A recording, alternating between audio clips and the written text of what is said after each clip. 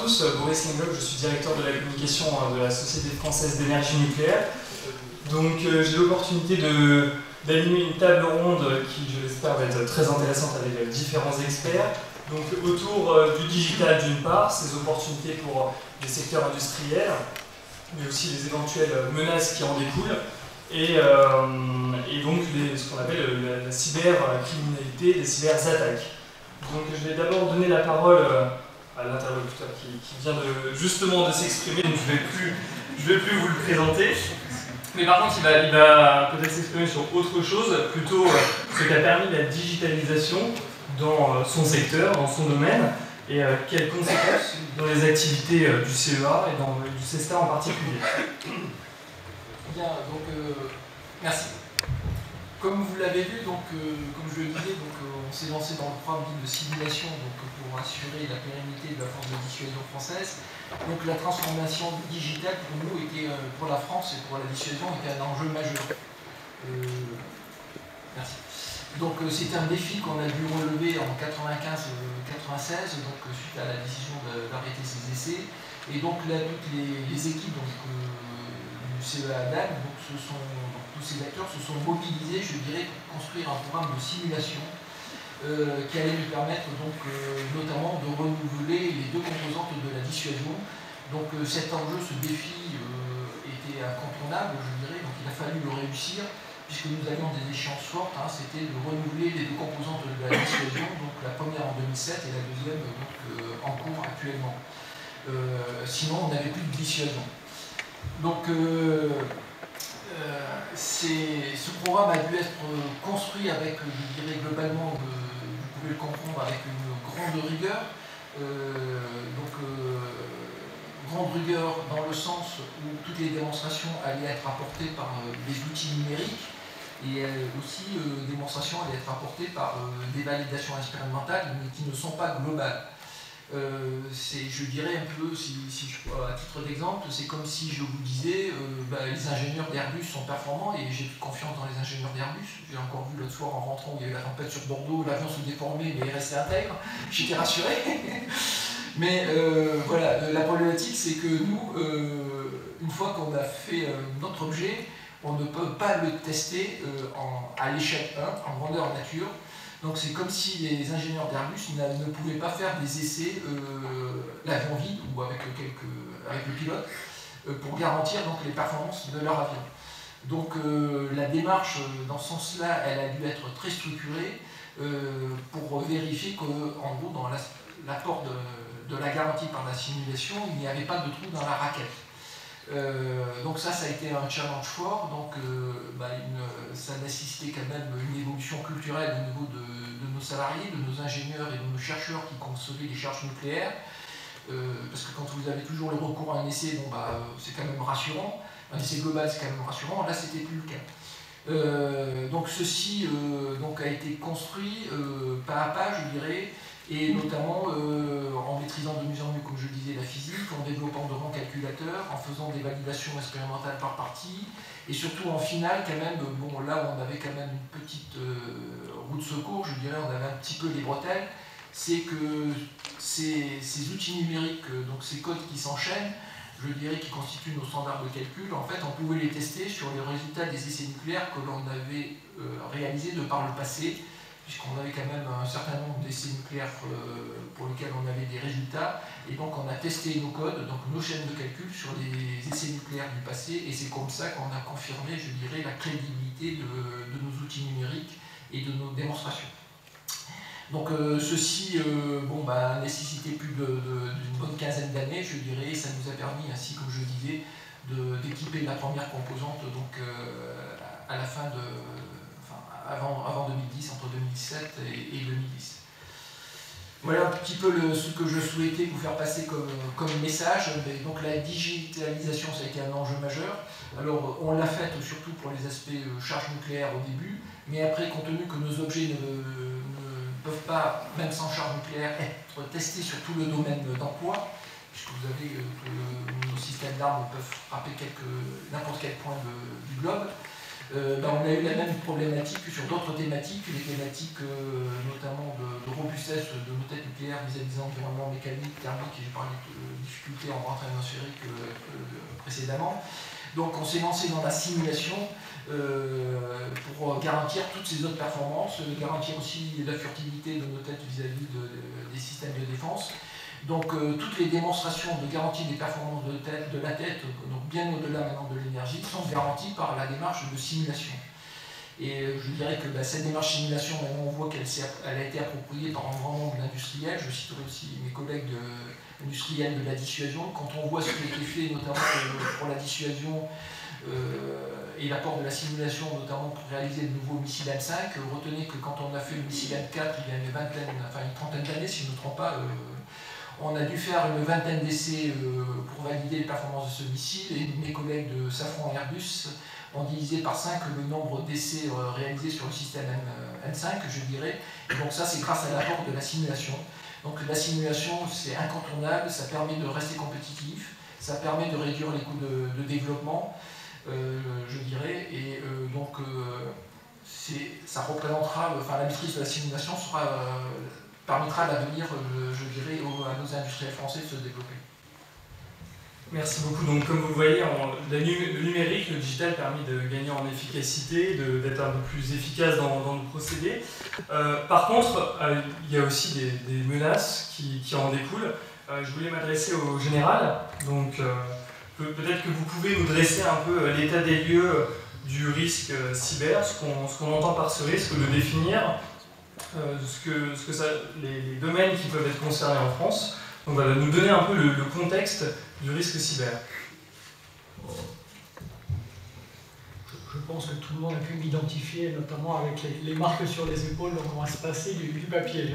Oui, je crois qu'effectivement, votre question, c'est peut-être la question primordiale à poser. Je vais y répondre certainement en faisant un petit clin d'œil également à mon camarade de l'ANSSI qui est là, qui a lui aussi certainement une très grande expertise, voire peut-être même encore supérieure à la mienne.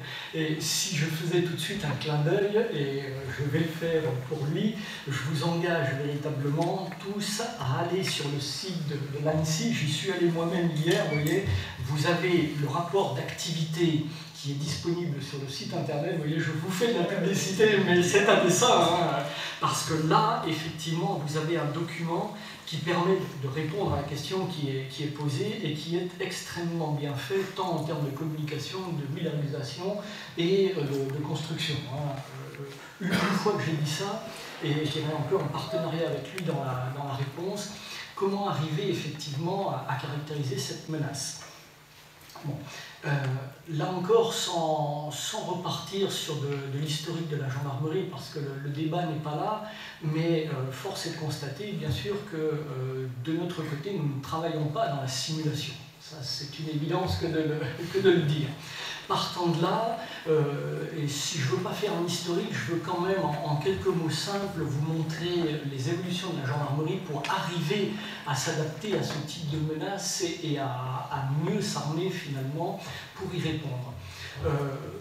En termes de police judiciaire, parce que c'est ça un moment dont il s'agit pour moi, c'est dans ce champ-là que mon application va véritablement entrer. Le premier temps, vous l'avez tous en tête bien évidemment, à la fois par les séries américaines bien sûr qui nous inondent, mais surtout par quelques affaires judiciaires clés. Pour nous, l'évolution, la recherche, la montée en puissance dans tous ces domaines-là, et j'arriverai bien sûr sur la question de la cybersécurité, ça a vraiment été l'affaire Grégory. L'affaire Grégory nous a amené à véritablement entrer, faire un pas dans le XXIe siècle, le pas que vous avez fait du côté du nucléaire certainement avant nous, mais vous voyez, je fais un parallèle à dessein. Là, on a véritablement fait un bond en avant dans le domaine de la police technique et scientifique. Le deuxième bond, bien sûr, on l'a fait quelques années après, face à des enquêtes de plus en plus complexes, avec des ramifications, des réseaux nationaux comme internationaux, et là, on a développé tous les outils de l'analyse criminelle. Partant de là, effectivement, et là encore je tire la pelote, la menace arrivant de plus en plus prégnante, l'objet de votre question, nous avons développé ce que l'on appelle l'expertise nouvelle technologie avec toutes nos capacités de cybersécurité. avec différents niveaux. Le niveau de brigade territoriale que vous connaissez, hein, là encore avec une certaine forme de formation, pour arriver à des spécialistes de niveau intermédiaire, mais vraiment déjà très très bons au sein des sections de recherche de la gendarmerie, donc sur la région Aquitaine, les 5 départements. Je ne vais pas parler de la Nouvelle-Aquitaine, on a la section de recherche de Bordeaux, la section de recherche de Pau, si j'élargis, sur Poitiers et sur Limoges. Et bien évidemment, sur le pôle judiciaire de la gendarmerie pontoise, là on a véritablement un centre, ce qu'on appelle dans notre jargon le C3N, qui nous permet d'aller beaucoup plus loin. Partant de là, vous voyez effectivement la capacité d'armement. Et cette capacité d'armement, elle a été construite pour répondre à une menace. C'est évident. Alors, je ne vais pas, je laisserai mon camarade de l'ANSSI traiter la menace qui peut être celle dans un établissement tel que celui que l'on est. Là encore, pour rester totalement à la fois dans mon champ de compétences et pour vous montrer la complémentarité des moyens de l'État, nous sommes à au moins 2 administrations de la sphère de la police, de la sécurité intérieure, à travailler sur ce sujet. Nos camarades de la Direction générale de la sécurité intérieure, bien sûr, pour des entreprises de très haut niveau national, la gendarmerie qui va s'intéresser aux entreprises de niveau intermédiaire et aux petites et moyennes entreprises. Mais vous voyez tout de suite, effectivement, l'intérêt de la question posée, eu égard à tous les sous-traitants. Et c'est ceux-là, finalement, qui, à un moment donné, vont être certainement ma cible. Partant de là, comment peut-on répondre ou comment peut-on caractériser cette menace? Bon, là encore, si on veut faire une typologie très rapide, il y a la menace sur les matériels et la menace sur l'homme. Là encore, typologie très rapide. La menace sur l'homme, bon, l'homme reste malheureusement corruptible, nous le savons tous, et partant de là, quel que soit son niveau de travail, à un moment, il peut être une cible. Qu'il soit ici sur le centre ou qu'il soit dans une conférence internationale, il peut être vulnérable et il est ciblé, de toute façon c'est une évidence que de le dire, par différents services étrangers. Au niveau du matériel, là encore, pour essayer d'aller plus loin sur le sujet, on peut essayer à la fois de voir le matériel dans une entreprise, le posséder, la propriété, et le matériel qui à un moment donné va arriver sur cette propriété avec tous les sous-traitants. Et là, les risques, bien évidemment, risque d'intrusion, risque de virus, risque d'actes malveillants, enfin vous voyez, on peut véritablement aller très loin dans la litanie, mais je crois que là, je vais laisser à dessein la parole, avec votre accord, bien sûr, de modérateur. Hein. Mais justement, vu qu'on a une petite contrainte de temps, il nous reste une petite demi-heure de débat, et depuis, pour vous donner la parole peut-être pour des échanges avec la salle. Donc Guy Flamand, vous êtes référent territorial Nouvelle-Aquitaine de l'Agence nationale de la sécurité des systèmes d'information, donc la fameuse ANSSI. Et donc 2 questions qui découlent justement de votre propos. Les menaces concernent qui, quel secteur en fait, et puis la menace est-elle croissante, et est-ce qu'on a les moyens en fait, surtout pour les petites structures, de s'en prémunir? Alors, vaste question, il va falloir faire vite. Donc, pour parler de la menace, je vais restreindre volontairement au sujet qui nous intéresse ce soir, ces menaces qui sont vraiment liées aux évolutions, notamment de numérisation des métiers, où on va retrouver de toute façon toutes les menaces qu'il y avait avant. Si on parle de simulation sur des produits industriels, on a toutes les menaces liées à l'espionnage économique et industriel classique. Elles vont juste changer de forme. C'est-à-dire que avant, on tamponnait des employés pour récupérer les informations, on prenait le train en même temps qu'eux pour essayer de leur voler leurs mallettes et autres procédés. Aujourd'hui, je ne dirais pas que c'est plus facile, donc, en tout cas on fait appel à des compétences qui sont en tout cas décentralisées, on passe par les réseaux et on récupère les mêmes informations. Le rôle de l'agence dans ce cas-là étant d'aider les entreprises dans leur transformation digitale pour qu'elles appliquent à leur système d'information le même niveau de sécurité que ce qu'elles faisaient avant en termes physiques. Mais il y a aussi l'émergence de nouvelles menaces.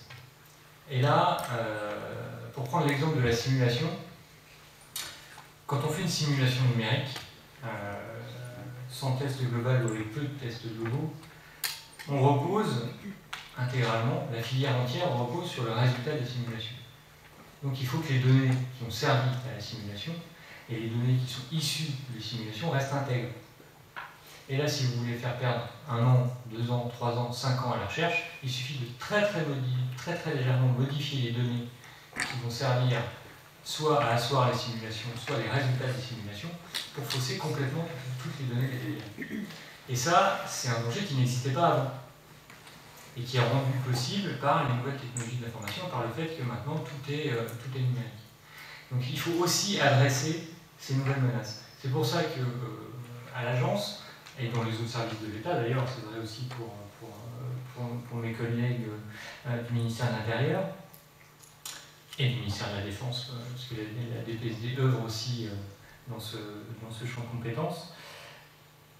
L'idée, c'est vraiment d'accompagner cette transformation depuis le début. On dit, j'ai un petit passé à l'écologie, donc je me réapproprie de temps en temps les codes de l'écologie. On dit toujours quel est le bon moment pour planter un arbre. Le bon moment, c'était il y a 10 ans, et le deuxième bon moment, c'est aujourd'hui. La cybersécurité, c'est pareil. Le bon moment pour faire de la cybersécurité dans un projet, c'est avant que le projet démarre, et le deuxième meilleur moment, c'est aujourd'hui. C'est-à-dire qu'il ne faut pas se laisser distancer par les évolutions digitales. Il faut absolument que la sécurité soit intégrée dès le départ. C'est toujours très facile de tenir son discours quand je suis de ce côté-là de la chaise. C'est beaucoup plus difficile pour mes camarades de droite et de gauche, notamment quand on qualifie certains de leurs produits. Mais c'est ça, le rôle de l'agence, c'est ça, c'est d'accompagner les transformations digitales et aussi de donner les moyens de cet accompagnement, que ce soit l'agence qui le réalise ou d'autres. Il faut qu'on fasse émerger des produits qualifiés. Alors là, je parle à Thales parce qu'à la fois chez Thales, ils produisent des produits qualifiés par l'agence et chez Siemens aussi. C'est un des seuls acteurs d'ailleurs qui a des produits qualifiés chez nous sur les SCADA notamment. Mais voilà, notre rôle c'est ça, c'est d'accompagner, c'est effectuer vraiment une véritable veille sur la menace pour la connaître et aider les gens à s'en prémunir. Et puis quand rien n'a marché, on vient aussi donner un coup de main pour réparer ce qui était cassé. Ça nous arrive assez souvent, y compris en région de l'Aquitaine. Et quels sont en fait les secteurs les plus touchés ou les plus menacés ou ceux que vous surveillez le plus? Ceux qu'on surveille le plus, c'est bien évidemment les opérateurs d'importance vitale. Et leur supply chain aussi du coup ou c'est... Alors, leur supply chain, on leur laisse un petit peu la main dessus. Parce qu'on ne peut pas être partout. Nous, on s'intéresse aux résultats et on les met face à leurs responsabilités. C'est un peu dur, mais c'est essentiel aussi que tout le monde se sente responsabilisé sur ces questions. Mais voilà, nos cibles privilégiées, c'est les grands opérateurs, EDF, GDF, les grands opérateurs de transport, etc. Mais on s'intéresse aussi maintenant un peu plus aux sous-traitants, aux PME, aux TPE innovantes. C'est d'ailleurs pour ça que l'agence a déployé des référents en région. Donc vous avez devant vous celui pour la région Nouvelle-Aquitaine. C'est pour justement aller chatouiller un petit peu tous ces écosystèmes qu'on ne peut pas laisser sur la route si on veut vraiment accompagner la filière jusqu'au bout. D'accord, merci beaucoup. Jean-Christophe Mathieu, maintenant je voudrais vous donner la parole. Donc vous êtes Product and Solution Security Officer du groupe Siemens. Donc voilà, expliquez-nous un peu votre rôle au sein de l'entreprise. Qu'est-ce que Siemens vient faire dans la cybersécurité? Merci pour la question. On va essayer d'être précis. Effectivement, Siemens, la cybersécurité, tout le monde peut se poser plein de questions. Je voudrais attirer votre sagacité sur un point. Il y a eu aujourd'hui une seule utilisation de cyberarmes connue qui a eu des effets dévastateurs sur un programme nucléaire. Donc, je pense que vous en avez tous entendu parler. Pour ceux qui ne connaîtraient pas, je fais référence aux événements de l'été 2010 qui ont porté atteinte au programme d'enrichissement iranien. Et donc Siemens s'est trouvé parmi les dommages collatéraux. Alors pourquoi Siemens? Tout simplement parce que les centrifugeuses utilisées là-bas étaient équipés d'équipements de notre fourniture. Ne me demandez pas comment ça y est arrivé. Bon, c'est pas plus que ça, pour être très honnête. C'est le jeu du chat et de la souris. Donc voilà. Par contre, on s'est retrouvé médiatiquement très exposé suite à une attaque dont on a été simplement les dommages collatéraux. Donc à partir de là, un groupe de notre envergure, environ 400 000 personnes réparties dans tous les pays du monde, sauf là où il y a une guerre ouverte, c'est très délicat. Donc pour vous donner une idée de la situation, en quelques jours, c'est le board du groupe, donc des gens qui gèrent environ 80 milliards d'euros, qui ont pris les manettes de la crise. Ça vous donne une idée de l'ampleur du sujet. On a fait la une d'à peu près tous les journaux, la télé, et c'est toujours très délicat de voir l'enseigne du groupe qui vous rémunère passer aux informations à 20h. Donc sur des chaînes de grande écoute, c'est pas des chaînes spécialisées, c'est pas l'ANSSI qui vous appelle, c'est tout le monde qui le voit. Et là, vous vous dites comment doit-on réagir. La première question à se poser, et c'est pas de la cyber, c'est juste comment doit-on réagir, que doit-on faire. Et ça, par contre, ça rejoint directement le métier de la cyber, c'est d'abord savoir communiquer. La cyber, c'est très peu de technique, c'est 20 à 30% de technique, et le reste, c'est 70 à 80% d'organisationnel. Donc à ce jeu-là, il a fallu réagir vite. En 4 semaines, on a fourni à tous nos clients des solutions pour détecter et éradiquer le malware. Par contre, on a bien mis 2 mois avant d'être capable de communiquer correctement à l'échelle internationale. Donc on voit que la cyber, pour un groupe comme nous, c'est vraiment quelque chose de très important aujourd'hui. Donc ensuite, comment a-t-on fait? Tout d'abord, on s'est organisé. C'était la leçon tirée de cet épisode un peu malheureux, qui aujourd'hui est devenu une force. On s'est organisé comment? En créant ce qu'on appelle un réseau de sécurité. Aujourd'hui, au sein de notre groupe, qui comporte environ 370 000 personnes, il y a 300 personnes à temps plein, comme moi, qui sont en charge du sujet cyber. Donc mon périmètre d'action est localisé à la France, je suis l'interlocuteur unique de l'ANSSI. Et ça a un avantage, c'est qu'on sait toujours par qui passer quand un problème se pose. On est formé à la communication, quand il y a des incidents qui se produisent, c'est nous qui allons sur les plateaux télé ou dans les journalistes. On sait ce qu'on doit dire, on sait ce qu'on ne doit pas dire. Donc c'est la raison pour laquelle ça me fait vraiment plaisir d'être là ce soir, parce qu'on est dans la filière nucléaire et c'est par là que l'électrochoc des systèmes industriels est arrivé. Alors qu'est-ce qu'on a fait? Je vous l'ai dit, on s'est organisé. Cette organisation, il faut la faire un jour valider par des organismes tiers. Donc ça vient d'être fait à l'échelle mondiale. On a fait certifier, c'est la première fois que ça se fait, à l'échelle mondiale également, toutes nos usines qui fabriquent des produits ou des logiciels pour les systèmes industriels. Donc on a été certifié selon la norme IEC 62443, qui est une norme internationale. Par ailleurs, on a fait valider la robustesse de nos équipements sur la base d'une plateforme commerciale qui s'appelle Achille, qui est promue par une entreprise canadienne, WorldTech. Je vais me permettre de faire une pointe d'humour. On arrête de travailler avec eux. Pourquoi? WorldTech a été racheté par General Electric. Deuxième sujet. Les 10 représentants de l'ANSSI nous ont demandé, il y a environ 4 ans, je pense, de leur prêter du matériel que nous fabriquons. Et ils ont dit, ok, vous avez décroché une certification, c'est intéressant, mais nous on veut voir ce que ça vaut. Ils ont bien dû mettre 2 heures avant de stopper le produit suite à une attaque informatique. Donc on s'est remis en question très fortement. Alors c'est ce qu'on nous a dit. On nous a dit 2 heures, c'est pas mal. Bon, nous on n'était pas de cet avis, mais voilà. Donc on s'est dit, on va avancer, et on a dit aux gens de l'ANSSI, ok, comment on fait maintenant? Ils nous ont dit, on a bien un programme, mais c'est adapté à l'informatique, les systèmes industriels, on ne sait pas trop ce que vous faites. Et par chance, ils avaient dans leurs équipes un être un petit peu atypique qui connaissait les systèmes industriels. Donc on s'est mis autour de la table, ça a duré presque 6 ans, parce qu'on a commencé, c'était juste après les épisodes Stuxnet. Je vous invite, pour ceux qui sont intéressés par les systèmes industriels, donc ce qui vous permet tous les jours d'avoir de l'eau, de l'électricité, de pouvoir être soigné, de pouvoir être transporté, de regarder ces guides. Alors il y en a de nombreux, ils sont assez complexes pour certains, il y en a un qui est très simple. Ça s'appelle méthode de classification pour les systèmes industriels, et ça pourra peut-être attirer votre attention sur la criticité que donne l'État aux installations qui nous permettent d'avoir un quotidien assez agréable. Donc pour revenir à ce schéma de certification, c'est que fait-on? Et là, on est tombé sur quelque chose qui s'appelle la certification de sécurité du premier niveau, CSPM. Donc on s'est dit, ok, on peut peut-être regarder ce que ça donne. Et on est donc arrivé au terme d'environ 200 jours de tests en France. 7 laboratoires agréés par l'ANSSI, et pour le surcoût de 0 €, ça ne coûte rien aux clients. Donc monsieur Giannini, n'hésitez pas. Donc voilà, on a fait certifier le premier automate industriel, et ça n'avait jamais été fait. Donc un automate, c'est pas suffisant parce que l'automate, pour essayer de faire simple, c'est la partie intelligente qui pilote une installation industrielle. C'est ce qui va piloter en fonction de l'état des capteurs votre machine. Donc si on prend, je sais pas, des exemples tout simples, une station de traitement d'eau, quand les cuves sont pleines, il va falloir les vider ou les traiter. Donc c'est cette partie intelligente qui a été certifiée. Il y a un autre problème, on en a parlé tout à l'heure, M. Giannini a abordé le sujet, c'est tout ce qui est communication.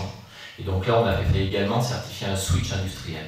Donc tout ça, pour nous, ce n'est que le début d'une démarche qui va s'étendre et d'ici fin de l'année prochaine, on proposera au marché d'autres équipements certifiés.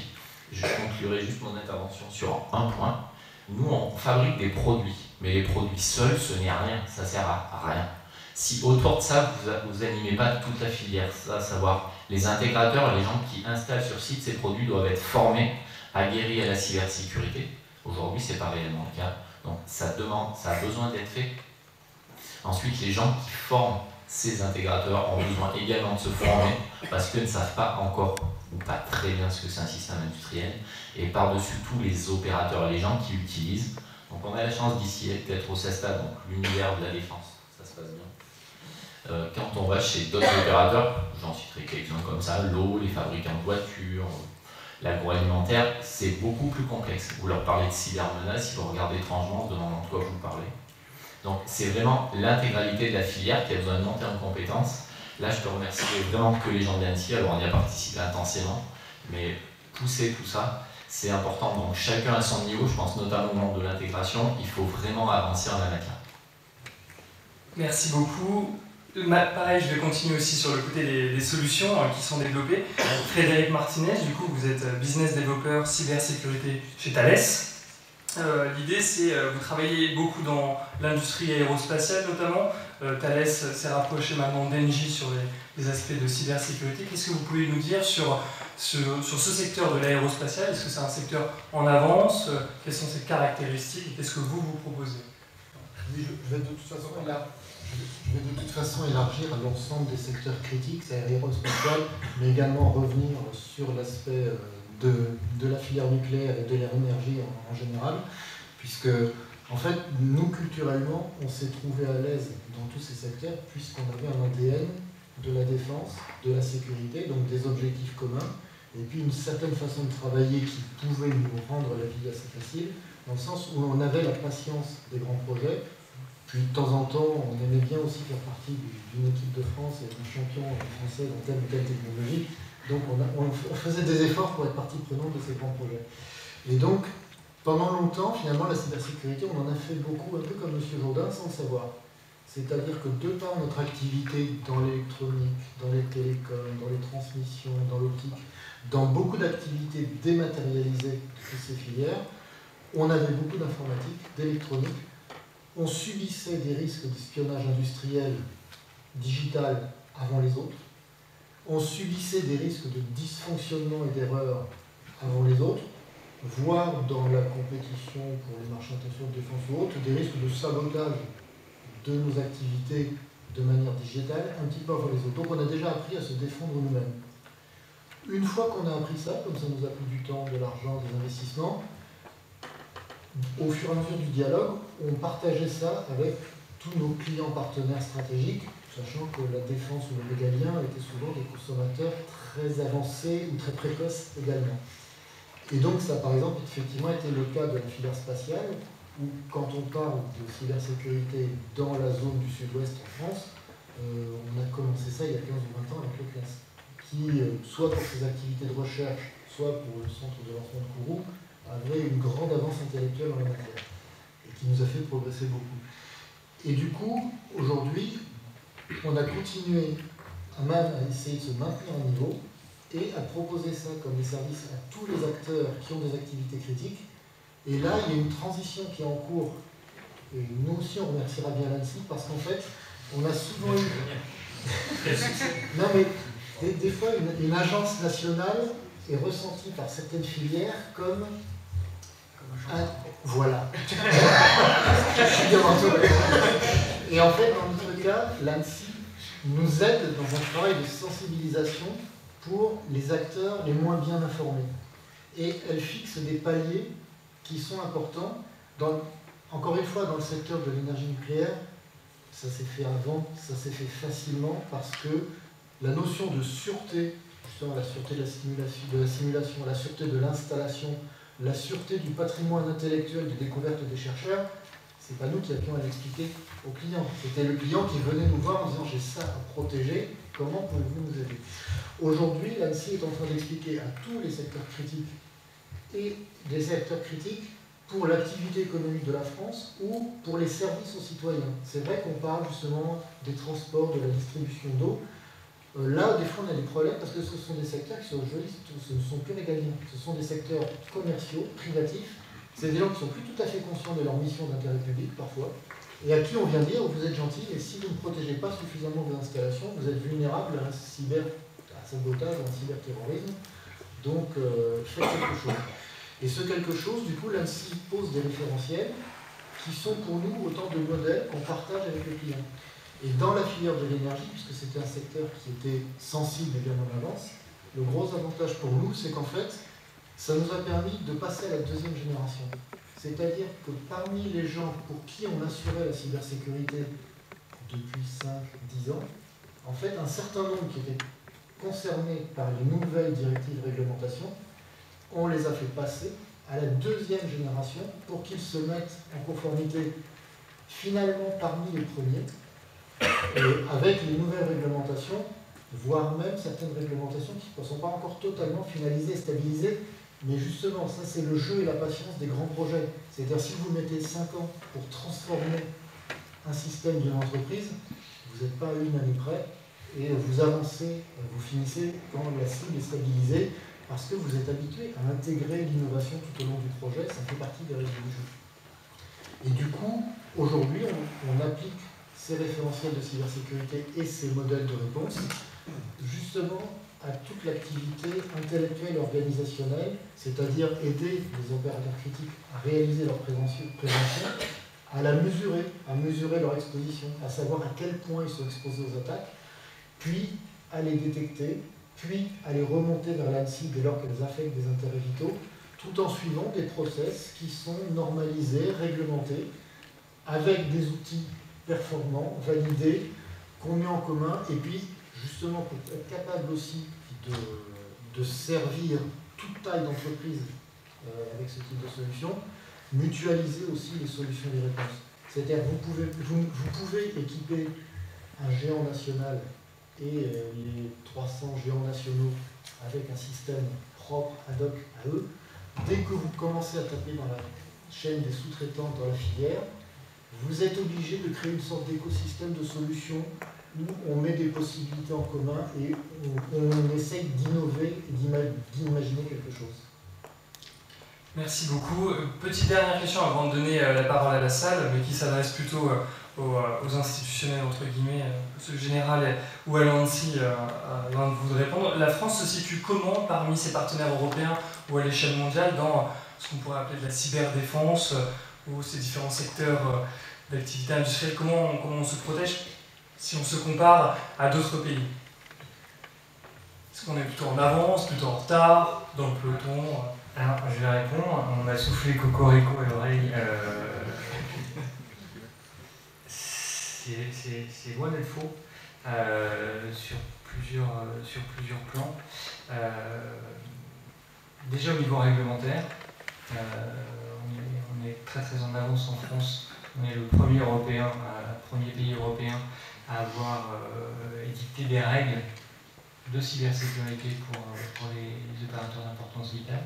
La nouvelle directive, c'est l'application de la loi de programmation militaire, dont les arrêtés sectoriels sortent là en ce moment. Celui sur l'énergie, plus précisément sur le nucléaire, est sorti, je crois, il y a une quinzaine de jours, mi-août. Oui, donc ça fait plutôt un mois. Et là, on est en avance de phase, puisque on va faire pareil dans le cadre de l'application de la directive Nice, mais qui va élargir un petit peu le débat à d'autres activités dites sensibles.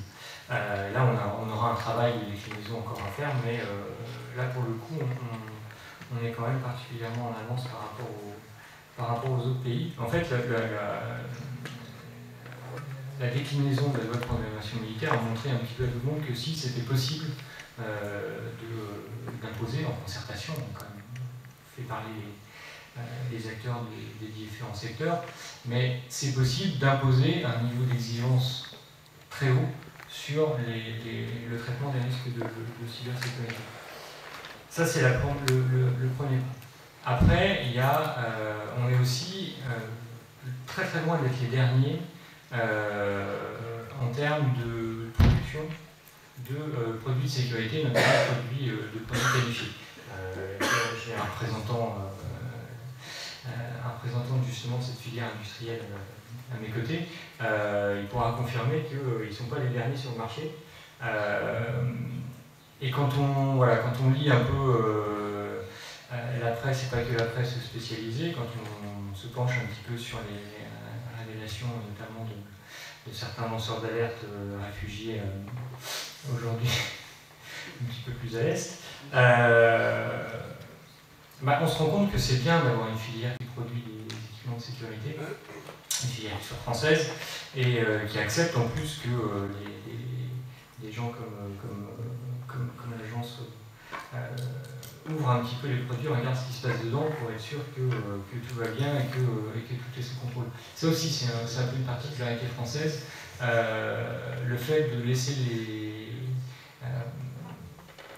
les industriels développer leurs produits, en les aidant, les accompagnant quand il le faut bien sûr, en échangeant en tout cas à minima, mais surtout après de contrôler ce qu'ils ont fait et de certifier, de dire oui, ça effectivement ça fait ce que ça doit faire et ça ne fait que ça. Ça c'est une grande force, et on a en France, et notamment d'ailleurs en Nouvelle-Aquitaine, j'étais chez eux il y a quelques jours, un des meilleurs centres d'évaluation qui, je ne citerai pas mais ils se reconnaîtront, qui sont justement, qui sont pas très loin. On se CERMA, qui est vraiment un des acteurs investis de très très haut niveau, et que pas mal de gens nous envient. Bon, ils savent se protéger, puis on les suit aussi tout particulièrement, donc il ne faut pas qu'ils se fassent piller. Mais voilà, ça, franchement, je pense que la France est bien placée sur la cybersécurité, mais c'est parce que ça provient aussi à la fois des avances et des grands projets qu'on est capable de porter. Le laser mégajoule en fait partie. On a cette habitude de porter des très très grands projets, et on a aussi l'habitude de les défendre. Donc après, la transition vers le numérique s'est fait assez naturellement, et c'est ce qui a fait l'émergence de l'agence, qui est assez jeune, parce que ça date de 2009 seulement. C'est cette volonté en France de ne pas laisser ce sujet-là porté uniquement par des acteurs historiques de renseignement que sont, à l'époque c'était la DST, maintenant ça s'appelle des GSI. Mais voilà, de sortir ce champ, de sortir la sécurité du champ du renseignement pour le numérique en tout cas. Je crois que la table ronde est terminée, on peut applaudir tous nos intervenants pour